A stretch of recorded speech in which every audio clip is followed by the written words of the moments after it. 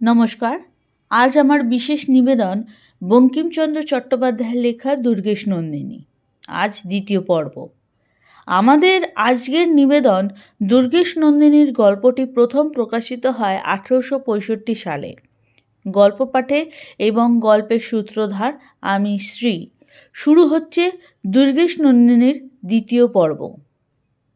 শৈলেশ্বর মন্দির হইতে যাত্রা করিয়া জগৎসিংহ পিতৃশিবিরে উপস্থিত হইলে পর মহারাজ মানসিংহ পুত্র প্রমুখাত অবগত হইলেন যে প্রায় 50 সহস্র পাঠান সেনা ধরপুর গ্রামের নিকট শিবির সংস্থাপন করিয়া নিকটস্থ গ্রাম সকল লুট করিতেছে এবং স্থানে স্থানে দুর্গ নির্মাণ বা অধিকার করিয়া তদাশ্রয় এক প্রকার নির্বিঘ্নে আছে।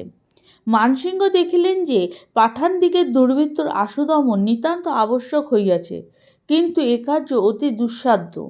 কর্তব্য নিরূপণ জন্য সমবিবাহারী সেনাপতিগণকে একত্র করিয়া এই সকল বৃত্তান্ত বিবৃত করিলেন এবং কহিলেন, দিনে দিনে গ্রাম গ্রাম পরগনা দিল্লীশ্বরে হস্তগলিত হইতেছে। এক্ষণে পাঠানদিগকে শাসিত না করিলেই নয়, কিন্তু কি প্রকারেই বা তাহাদিগের শাসন হয়? তাহারা আমাদিগের অপেক্ষা সংখ্যায় বলবান, তাহাতে আবার দুর্গসেনের আশ্রয় থাকিয়া যুদ্ধ করিবে। যুদ্ধে পরাজিত করিলেও তাহাদিগকে বিনষ্ট বা স্থানচ্যুত করিতে পারিব না, সহজেই দুর্গ মধ্যে নিরাপদ হইতে পারিবে। কিন্তু সকলে বিবেচনা করিয়া দেখো, যদি রণে আমাদিগকে বিজিত হইতে হয়, তবে শত্রুর অধিকার মধ্যে নিরাশ্রয় একেবারে বিনষ্ট হইতে হইবে। এইরূপ অন্যায় সাহসে ভর করিয়া দিল্লীশ্বরে এত অধিক সেনানাশের সম্ভাবনা জন্মান এবং উড়িষ্যা জয়ের আশা একেবারে লোপ করা আমার বিবেচনায় অনুচিত হইতেছে। সৈয়দ খাঁর প্রতিজ্ঞা করাই উচিত হইতেছে, অথচ বৈরী শাসনের আশু কোনো উপায় করাও আবশ্যক হইতেছে। তোমরা কি পরামর্শ দাও? বৃদ্ধ সেনাপতিগণ সকলে একমত হইয়া এই পরামর্শ স্থির করিলেন যে আপাতত সৈয়দ খাঁর প্রতীক্ষা থাকাই কর্তব্য। রাজা মানসিংহ কহিলেন, আমি অভিপ্রায় করিতেছি যে সমুদায় সৈন্যনাশের সম্ভাবনা না রাখিয়া কেবল অল্প সংখ্যক সেনা কোনো দক্ষ সেনাপতির সহিত শত্রু সমক্ষে প্রেরণ করি। একজন প্রাচীন মোগল সৈনিক কহিলেন, মহারাজ, যথা তাবৎ সেনা পাইতেও আশঙ্কা, তথা অল্প সংখ্যক সেনার দ্বারা কোনো কার্য সাধন হইবে? মানসিংহ কহিলেন, অল্প সেনা সমক্ষে রণে অগ্রসর হইতে পাঠাইতে চাইতেছি না। ক্ষুদ্র বল অস্পষ্ট থাকিয়া গ্রাম পীড়ন শক্ত পাঠানদিগের সামান্য দল সকল কতক দমনে রাখিতে পারিবে। তখন মোগল কহিল, মহারাজ, নিশ্চিত কালগ্রাসে কোন সেনাপতি যাইবে? মানসিংহ ভ্রুকুঞ্চি করিয়া বলিলেন, কি, এত রাজপুত ও মোগল মধ্যে মৃত্যুকে ভয় করে না এমন কি কেউই নাই? এই কথা শ্রুতিমাত্র 5-7 জন মোগল ও রাজপুত গাত্রোত্থান করিয়া কহিল, মহারাজ, দাসের যাইতে প্রস্তুত আছে। জগৎসিংহ তথা উপস্থিত ছিলেন, কিন্তু তিনি সর্বাপেক্ষা বয়স কনিষ্ঠ। সকলের পশ্চাতে থাকিয়া কহিলেন, অনুমতি হইলে এ দাসও দিল্লীশ্বরের কার্য সাধনের যত্ন করে। রাজা মানসিংহ সম্মতিবদনে কহিলেন, না হবে কেন? আজ জানিলাম যে মোগল রাজপুত নাম লোপের বিলম্ব আছে। তোমরা সকলেই এই দুষ্কর কার্যে প্রস্তুত। এখন কাহাকে রাখিয়া কাহাকে পাঠাই? একজন পারিষদ সহাস্যে কহিল, মহারাজ, অনেকে যে এ কার্যে উদ্যত হয়েছেন সে ভালোই হয়েছে। এই উপলক্ষে সেনা ব্যয়ের অল্পতা করিতে পারিবেন। যিনি সর্বাপেক্ষা ক্ষুদ্র সেনা লইয়া যাইতে স্বীকৃত হয়েন তাহাকেই রাজকার্য সাধনের ভার দেন। রাজা কহিলেন, এই উত্তম পরামর্শ। পরে প্রথম উদ্যমকারীকে জিজ্ঞাসা করিলেন, তুমি কত সংখ্যক সেনা লইয়া যাইতে ইচ্ছা করো? সেনাপতি কহিলেন, 15 সহস্র পদাতির বলে রাজকার্য উদ্ধার করিব। রাজা কহিলেন, এ শিবির হইতে 15 সহস্র ভগ্ন করিলে অধিক থাকে না। কোন বীর 10 সহস্র লইয়া যুদ্ধে যাত্রা করিতে চাহে? সেনাপতিগণ নীরব হইয়া রহিলেন। পরিশেষে রাজার প্রিয় পাত্র যশবন্ত সিংহ নামক রাজপুত যোদ্ধা রাজাদেশ পালন করিতে অনুমতি প্রার্থিত হইলেন। রাজা হৃষ্টচিত্তে সকলের প্রতি দৃষ্টিপাত করিতে লাগিলেন। কুমার জগৎসিংহ তাহার দৃষ্টির অভিলাষী হইয়া দাঁড়াইয়াছিলেন। তৎপ্রতি রাজা দৃষ্টি নিক্ষিপ্ত হইবামাত্র তিনি বিনীতভাবে কহিলেন, মহারাজ, রাজপ্রসাদ হইলে এ দাস পঞ্চসহস্র সহায় কতলুক খাঁকে সুবর্ণ রেখা পাড়ে রাখিয়া আইসে। রাজা মানসিংহ অবাক হইলেন। সেনাপতিগণ কান্নাকানি করিতে লাগিলেন। ক্ষণেক পরে রাজা কহিলেন, পুত্র, আমি জানি যে তুমি রাজপুত কুলের গরিমা, কিন্তু তুমি অন্যায় সাহস করিতেছ। জগৎসিংহ বন্ধাঞ্জলি হইয়া কহিলেন, যদি প্রতিজ্ঞা পালন না করিয়া বাদশাহের সেনাবল অপচয় করি, তবে রাজদণ্ডে দণ্ডনীয় হইব।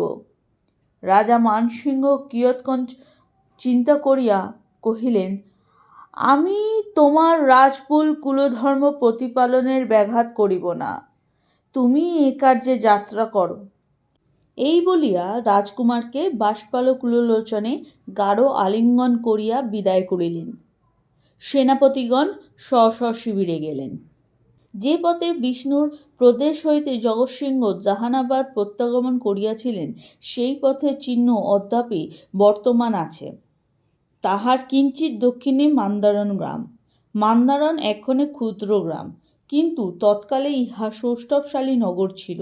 যে রমণীদিগের সহিত জগৎসিংহের মন্দির মধ্যে সাক্ষাৎ হয়, তাহার মন্দির হইতে যাত্রা করিয়া এই গ্রামাভিমুখে গমন করেন। গড় মান্দারণে কয়েকটি প্রাচীন দুর্গ ছিল, এই জন্যই তাহার নাম গড় মান্দারণ হইয়া থাকিবে।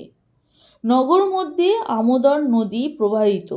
এক স্থানে নদীর গতি এত দৃশ্য বক্রতা প্রাপ্ত হইয়াছিল যে তদ্বারা পার্শ্বস্থ একখণ্ড ত্রিকোণ ভূমির দুই দিক বেষ্টিত হইয়াছিল। তৃতীয় দিকে মানব হস্ত নিখাত এক গড় ছিল। এই ত্রিকোণ ভূমিখণ্ডের অগ্রদেশের যথায় নদীর বক্রগতি আরম্ভ হইয়াছে, তথায় এক বৃহৎ দুর্গ জল হইতে আকাশপথে উত্থান করিয়া বিরাজমান ছিল। অট্টালিকা আমূলশির পর্যন্ত কৃষ্ণপ্রস্তর নির্মিত, দুই দিকে প্রবল নদীপ্রবাহ দুর্গমূল প্রহত করিত। অদ্যপি পর্যটক গড়মান্দারণ গ্রামে এই আয়ুষ্লঙ্ঘন্য দুর্গের বিশাল স্তূপ দেখিতে পাইবেন। দুর্গের নিম্নভাগের এক্ষণে বর্তমান আছে। অট্টালিকা কালের করাল স্পর্শে ধুলোরাশি হইয়া গিয়াছে। তদুপরি তিনতিরি, মাধবী প্রভৃতি বৃক্ষ ও লতা সকল কাননাকারে বহুতর ভুজঙ্গ ভল্লুকাদি হিংস্র পশুগণকে আশ্রয় দিতেছে। নদী পারে অপর কয়েকটা দুর্গ ছিল।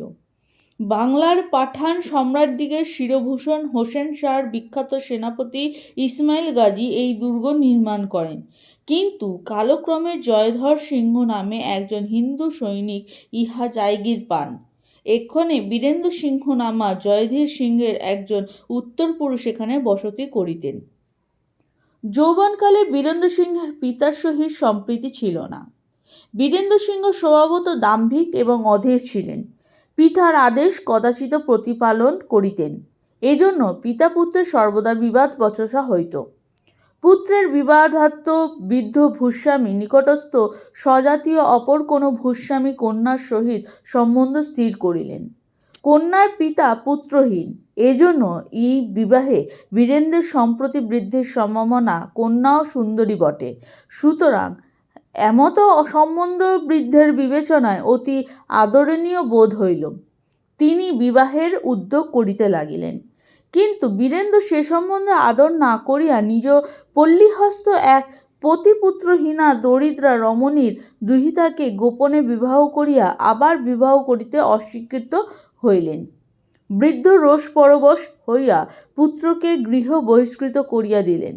যুবা পিতৃগৃহে হইতে বহিষ্কৃত হইয়া যোদ্ধাবৃত্তি অবলম্বন করণাশয় দিল্লী যাত্রা করিলেন। তাহার সহধর্মিণী তৎকালে অন্তঃসত্ত্বা, এজন্য তাহাকে সমভিব্যাহারে লইয়া যাইতে পারিলেন না। তিনি মাতৃকুটিরে রহিলেন। এদিকে পুত্র দেশান্তর যাইলেন পর বৃদ্ধ ভূস্বামীর অন্তঃকরণে পুত্র বিচ্ছেদে মনোপীড়ায় সঞ্চার হইতে লাগিল। গতানুশোচনায় পরবশ হইয়া পুত্রের সংবাদ আনয়নে যত্নবান হইলেন, কিন্তু যত্নে কৃতকার্য হইতে পারিলেন না। পুত্রকে পুনরায়ণ করিতে না পারিয়া তৎপরিবর্তে পুত্রবধূকে দরিদ্রার গৃহ হইতে সাদরে নিজালয়ে আনিলেন। উপযুক্ত কালে বীরেন্দ্র সিংহের প্রতি এক কন্যা প্রসব করিলেন। কিছুদিন পরে কন্যার প্রসূতির পরলোক প্রাপ্তি হইল। বীরেন্দ্র দিল্লিতে উপনীত হইয়া মুঘল সম্রাটের আজ্ঞাকারী রাজপুত সেনা মধ্যে যুদ্ধে বৃত হইলেন। অল্পকালে নিজ গুণে উচ্চ পদস্থ হইতে পারিলেন। বীরেন্দ্র সিংহ কয়েক বৎসরে ধন ও যশ সঞ্চার করিয়া পিতার লোকান্তর সংবাদ পাইলেন, আর এক্ষণে বিদেশ পর্যটন বা পরাধীন বৃত্তি নিষ্প্রয়োজন বিবেচনা করিয়া বাটী প্রত্যাগমন করিলেন। বীরেন্দ্রের সহিত দিল্লি হইতে অনেকানেক সহচর আসিয়াছিল। তন্মধ্যে জনৈক পরিচারিকা আর এক পরমহংস ছিলেন। এই আখ্যায়িকায় এই দুইজনের পরিচয় আবশ্যক হইবে। পরিচারিকার নাম বিমলা, পরমহংসের নাম অভিরাম স্বামী। বিমলা গৃহমধ্যে গৃহকর্মে বিশেষত বীরেন্দ্র কন্যার লালন পালন ও রক্ষণাবেক্ষণে নিযুক্ত থাকিতেন। তদ্ব্যতীত দুর্গম মধ্যে বিমলার অবস্থিতি করার অন্য কারণ লক্ষিত হইত না, সুতরাং তাহাকে দাসী বলিতে বাধ্য হইয়াছে। কিন্তু বিমলাতে দাসীর লক্ষণ কিছুই ছিল না। গৃহিণী যাদৃশী মান্না বিমলা পৌরগণের নিকটে প্রায় তাদৃশী মান্না ছিলেন। পৌরজন সকলেই তাহার বাধ্য ছিল। মুখশ্রী দেখিলে বোধ হইত যে বিমলা যৌবনে পরমা সুন্দরী ছিলেন। প্রভাতে চন্দ্রাস্ত্রের ন্যায় সে রূপের প্রতিভা এ বয়সেও ছিল। গজপতি বিদ্যা দ্বিজগজ নামে অভিরাম স্বামীর একজন শিষ্য ছিলেন। তাহার অলঙ্কার শাস্ত্রে যত ব্যুৎপত্তি থাকুক বা না থাকুক, রসিকতা প্রকাশ করার তৃষ্ণাটা বড় প্রবল ছিল। তিনি বিমলাকে দেখিয়া বলিতেন, দাই যেন ভাণ্ডস্থ ঘৃত, মদন আগুন যত শীতল হইতেছে, দেহখানি ততই জমাট বাঁধিতেছে। এইখানে বলা উচিত, যেদিন গজপতি বিদ্যা দ্বিজগজ এইরূপ রসিকতা করিয়া ফেলিলেন, সেদিন অবধি বিমলা তাহার নাম রাখিলেন রসিকরাজ রসোপাধ্যায়। আকার ইঙ্গিতে ব্যতীত বিমলার সভ্যতা ও বাগ্বৈদগ্ধ্য এমন প্রসিদ্ধ ছিল যে তাহা সামান্যা পরিচারিকার সম্ভবে না। অনেকে এইরূপ বলিতেন যে বিমলা বহুকাল মুঘল সম্রাটের পুরবাসিনী ছিলেন। এ কথা সত্য কি মিথ্যা তাহা বিমলাই জানিতেন, কিন্তু কখন সে বিষয়ে কোনো প্রসঙ্গ করিতেন না। বিমলা বিধবা কি সধবা কে জানে। তিনি অলঙ্কার পরিতেন, একাদশী করিতেন না, সধবার ন্যায় সকল আচরণ করিতেন। দুর্গেশনন্দিনী তিলোত্তমাকে বিমলা যে আন্তরিক স্নেহ করিতেন, তাহার পরিচয় মন্দির মধ্যে দিয়া গিয়াছে। তিলোত্তমাও বিমলার তদ্রূপ অনুরাগিণী ছিলেন। বীরেন্দ্র সিংহের অপর সমবিবাহী অভিরাম স্বামী সর্বদা দুর্গমধ্যে থাকিতেন না, মধ্যে মধ্যে দেশ পর্যটনে গমন করিতেন। এই 1 মাস গড় মান্দারণে এই 2-1 মাস বিদেশ পরিভ্রমণে যাপন করিতেন। পুরবাসী ও অপরাপর লোকের এইরূপ প্রতীতি ছিল যে অভিরাম স্বামী বীরেন্দ্র সিংহের দীক্ষাগুরু। বীরেন্দ্র সিংহ তাহাকে যেরূপ সম্মান এবং আদর করিতেন, তাহাতে এইরূপই সম্ভাবনা। এমনকি সাংসারিক যাবতীয় কার্য অভিরাম স্বামীর পরামর্শ ব্যতীত করিতেন না ও গুরুদণ্ড পরামর্শ প্রায় সতত সফল হইত। বস্তুত অভিরাম স্বামী বহুদর্শী ও তীক্ষ্ণ বুদ্ধি সম্পন্ন ছিলেন। আরও নিজ ব্রতধর্মে সাংসারিক অধিকাংশ বিষয় রিপু সংযত করা অভ্যাস করিয়াছিলেন। প্রয়োজন মতে রাগ ক্ষোভাদি দমন করিয়া স্থির চিত্তে বিষয়ালোচনা করিতে পারিতেন। সে স্থলে যে অধীর দাম্ভিক বীরেন্দ্র সিংহের অভিসন্ধি অপেক্ষা তাহার পরামর্শ ফলপ্রদ হইবে আশ্চর্য কি? বিমলাও অভিরাম স্বামী ভিন্ন আসমানি নাম্নী একজন দাসী বীরেন্দ্র সিংহের সঙ্গে আসিয়াছিল। তিলোত্তমা ও বিমলা শৈলেশ্বরের মন্দির হইতে নির্বিঘ্নে দুর্গে প্রত্যাগমন করিলেন। প্রত্যাগমনের ৩-৪ দিবস পরে বীরেন্দ্র সিংহ নিজ দেওয়ানখানায় মচনদে বসিয়া আছেন। এমন সময় অভিরাম স্বামী তথায় উপস্থিত হইলেন। বীরেন্দ্র সিংহ গাত্রোত্থানপূর্বক দণ্ডবৎ হইলেন। অভিরাম স্বামী বীরেন্দ্রের হস্তদত্ত কুশর শাসনের পরি উপবিষ্ট হইলেন। অনুমতি পূর্বে বীরেন্দ্র পুরো রূপবেশন করিলেন। অভিরাম স্বামী কহিলেন, বীরেন্দ্র, অদ্য তোমার সহিত কোনো বিশেষ কথা আছে। বীরেন্দ্র সিংহ কহিলেন, আজ্ঞা করুন। অভিরাম স্বামী কহিলেন, এক্ষণে মোঘল পাঠানে তুমুল সংগ্রাম উপস্থিত। বীরেন্দ্র সিংহ কহিলেন, হ্যাঁ, কোন বিশেষ গুরুতর ঘটনা উপস্থিত হওয়াই সম্ভব? অভিরাম স্বামী কহিলেন, সম্ভব। এক্ষণে কি কর্তব্য স্থির করিয়াছ? বীরেন্দ্র সদর্পে উত্তর করিলেন, সত্তর উপস্থিত হইলে বাহুবলে পরাঙ্গমুখ করিব। পরমহংস অধিকতর মৃদুভাবে কহিলেন, বীরেন্দ্র, এ তোমার তুল্য বীরের উপযুক্ত প্রত্যুত্তর। কিন্তু কথা এই যে কেবল বীরত্বে জয়লাভ নাই, যথা নীতি সন্ধি বিগ্রহ করিলেই জয়লাভ। তুমি নিজে বীরাগ্রহণ্য, কিন্তু তোমার সেনা সহস্রাধিক নহে। কোন যোদ্ধা সহস্রক সেনা লইয়া শতগুণ সেনা বিমুখ করিতে পারে? মুঘল পাঠান উভয় পক্ষই সেনা বলে তোমার অপেক্ষা শতগুণে বলবান। এক পক্ষের সাহায্য ব্যতীত অপর পক্ষের হস্ত হইতে উদ্ধার পারিবে না। এ কথায় রুষ্ট হইও না, স্থির চিত্তে বিবেচনা করো। আরও কথা এই যে দুই পক্ষেরই সহিত শত্রুভাবে প্রয়োজন কি? শত্রু তো মন্দ, দুই শত্রুর অপেক্ষা এক শত্রু ভালো না। অতএব আমার বিবেচনার পক্ষাবলম্বন করাই উচিত। বীরেন্দ্র বহুক্ষণ নিস্তব্ধ থাকিয়া কহিলেন, কোন পক্ষ অবলম্বন করিতে অনুমতি করেন? অভিরাম স্বামী উত্তর করেন, যত ধর্মস্তত্ব জয়। যে পক্ষ অবলম্বন করিলে অধর্ম নাই, সেই পক্ষে যাও। রাজবিদ্রোহিতা মহাপাপ, রাজপক্ষ অবলম্বন করো। বীরেন্দ্র পুনর্বার ক্ষণেক চিন্তা করিয়া কহিলেন, রাজাকে? মোগল পাঠান উভয়ই রাজত্ব লইয়া বিবাদ। অভিরাম স্বামী উত্তর করিলেন, যিনি করগ্রাহী তিনি রাজা। বীরেন্দ্র সিংহ কহিলেন, আকবর শাহ? অভিরাম স্বামী কহিলেন, অবশ্য। এই কথায় বীরেন্দ্র সিংহ অপ্রসন্ন মুখভঙ্গি করিলেন।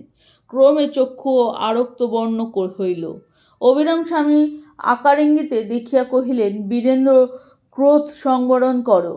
আমি তোমাকে দিল্লীশ্বরের অনুগত হইতে বলিয়াছি, মানসিংহের আনুগত্য করিতে বলি নাই। বীরেন্দ্র সিংহ দক্ষিণ হস্ত প্রসারণ করিয়া পরমহংসকে দেখাইলেন। দক্ষিণ হস্তের উপর বাম হস্তের অঙ্গুলি নির্দেশ করিয়া কহিলেন, ও পাদপদ্মের আশীর্বাদে এই হস্ত মানসিংহের রক্তে প্লাবিত করিব। অভিরাম স্বামী কহিলেন, স্থির হও, রাধাঙ্গ হইয়া আত্মকার্য নষ্ট করিও না। মানসিংহের পূর্বকৃত অপরাধের অবশ্য দণ্ড করিও, কিন্তু আকবর শাহের সহিত যুদ্ধে কার্য কি? বীরেন্দ্র সক্রোধে কহিতে লাগিলেন, আকবর শাহের পক্ষ হইলে কোন সেনাপতির অধীন হইয়া যুদ্ধ করিতে হইবে? কোন যোদ্ধার সাহায্য করিতে হইবে? কাহার আনুগত্য করিতে হইবে? মানসিংহের গুরুদেব এ দেহ বর্তমানে এই কার্য বীরেন্দ্র সিংহ হইতে হইবে না। অভিরাম স্বামী দীর্ঘ নিঃশ্বাস ত্যাগ করিয়া পুনরায় নীরব হইলেন। চক্ষে তাহার বাড়িবিন্দু উপস্থিত হইল। দেখিয়া বীরেন্দ্র সিংহের যৎপরোনা স্ত্রী বিস্ময়াপন্ন হইয়া কহিলেন, গুরু ক্ষমা করুন, আমি না জানিয়া কি অপরাধ করিলাম আজ্ঞা করুন। অভিরাম স্বামী উত্তরীয় বস্ত্রে চক্ষু পরিষ্কার করিয়া কহিলেন, শ্রবণ করো। আমি কয়েক দিবস পর্যন্ত জ্যোতিষী গণনায় নিযুক্ত আছি। তোমা অপেক্ষা তোমার কন্যা আমার স্নেহের পাত্রী, ইহা তুমি অবগত আছো। স্বভাবত তৎসম্বন্ধেই বহুবিধ গণনা করিলাম। বীরেন্দ্র সিংহের মুখ বিশুষ্ক হইল। আগ্রহ সহকারে পরমহংসকে জিজ্ঞাসা করিলেন, গণনায় কি দেখিলেন? পরমহংস কহিলেন, দেখিলাম যে মুঘল সেনাপতি হইতে তিলোত্তমার মহৎ অমঙ্গল। বীরেন্দ্র সিংহের মুখ কৃষ্ণবর্ণ হইল। অভিরাম স্বামী কহিতে লাগিলেন, মোগলের বিপক্ষ হইলেই তৎকৃত্যক তিলোত্তমার অমঙ্গল সম্ভবে, স্বপক্ষে হইলে সম্ভবে না। এই জন্যই আমি তোমাকে মুঘল পক্ষে প্রবৃত্তি লয়াতে ছিলাম। এই কথা ব্যক্ত করিয়া তোমাকে মনোপীড়া দিতে আমার ইচ্ছা ছিল না। মনুষ্য যত্ন বিফল, বুঝি ললাট লিপি অবশ্য ঘটিবে, নহিলে তুমি এত স্থির প্রতিজ্ঞা হইবে কেন? বীরেন্দ্র সিংহ মৌন হইয়া থাকিলেন। অভিরাম স্বামী কহিলেন, বীরেন্দ্র, দ্বারে কতলু খাঁর দূত দণ্ডায়মান, আমি তাহাকে দেখিয়াই তোমার নিকট আসিয়াছি। আমার নিষেধক্রমেই দৌবরিকেরা এই পর্যন্ত তাহাকে তোমার সম্মুখে আসিতে দেয় নাই। এক্ষণে আমার বক্তব্য সমাপন হইয়াছে। দূতকে আহ্বান করিয়া উচিত প্রত্যুত্তর দাও। বীরেন্দ্র সিংহ নিঃশ্বাস সহকারে মস্তকোত্তোলনে করিয়া কহিলেন, গুরুদেব, যতদিন তিলোত্তমাকে না দেখিয়াছিলাম ততদিন কন্যা বলিয়া তাহাকে স্মরণও করিতাম না। এক্ষণে তিলোত্তমা ব্যতীত আর আমার সংসারে কেহই নাই। আপনার আজ্ঞা শিরোধার্য করিলাম। অদ্যাবধি ভূতপূর্ব বিসর্জন দিলাম, মানসিংহের অনুগামী হইব। দৌবারিক দূতকে আনয়ন করুক। আজ্ঞামতে দৌবারিক দূতকে আনয়ন করিল। দূত কতলুখার পত্র প্রদান করিল। পত্রের মর্ম এই যে, বীরেন্দ্র সিংহ 1,000 অশ্বারোহী সেনা আর 50,000 স্বর্ণমুদ্রা পাঠান শিবিরে প্রেরণ করুন, নচেত কতলুখা 20,000 সেনা গড়মান্দারণে প্রেরণ করিবেন। বীরসিংহ পত্রপাঠ করিয়া কহিলেন, দূত, তোমার প্রভুকে কহিও তিনি সেনা প্রেরণ করুন। দূত নতশির হইয়া প্রস্থান করিল। সকল কথা অন্তরালে থাকিয়া বিমলা আদ্যপন্ত শ্রবণ করিলেন। ধন্যবাদ। এটি ছিল আজ আমার বিশেষ নিবেদন। যদি ভালো লাগে, আপনাদের ভালো লাগার অনুভূতিটুকু সকলের সাথে ভাগ করে নেবেন। ভিডিও লাইক করবেন, শেয়ার করবেন এবং এমনই সব ভিন্ন স্বাদের বিচিত্র উপস্থাপনার সাক্ষী থাকতে আমার স্টোরিওলজি ইউটিউব চ্যানেলটি সাবস্ক্রাইব করে পাশে থাকা বেল আইকনটি প্রেস করে অল করে রাখবেন, যাতে পরবর্তী ক্ষেত্রে নতুন ভিডিও আপলোড করা হলে তার নোটিফিকেশন সবার প্রথমে আপনার কাছে পৌঁছে যায়। এবং অবশ্যই ভিডিওর কমেন্ট সেকশনে আপনাদের মূল্যবান মতামত জানাবেন। তাহলে আজকের মতো বিদায় নিচ্ছি। সকলে খুব ভালো থাকবেন, সুস্থ থাকবেন। নমস্কার।